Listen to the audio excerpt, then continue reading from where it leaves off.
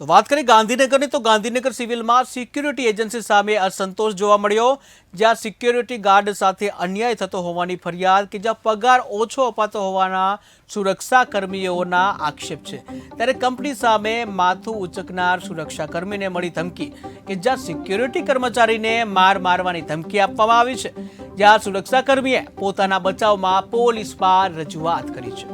Gandhinagar civil હોસ્પિટલમાં security agency દ્વારા જે ચલાવવામાં આવતી સિક્યોરિટી ઇલાઇટ સિક્યોરિટી સર્વિસ છે, એમાં એજન્સી દ્વારા સિક્યોરિટી ગાર્ડના જોડે 50 રૂપિયાના સ્ટેમ્પ પર સરકારના ધારાધોરણો મુજબ પગાર આપે છે, એ વસ્તુ ખોટી રીતે લખાઈ લેવામાં આવે છે। કાયદેસર એ પ્રમાણે પગાર આપતી નથી કંપની, માટે સિક્યોરિટી ગાર્ડે અનિકાર કર્યો તો એને ધાકધમકી આપવામાં આવી છે અને ધાકધમકી 50 ગાર્ડોની સહીઓ કરાવી લીધી છે। આ લઈએ અને એક ગાર્ડે આના વિરુદ્ધ કીધું કે આ ખોટું કરો છો તમે, તો એના જાનથી મારી નાખવાની સિક્યોરિટી પીલો ઓફિસરે ધમકી આપી છે।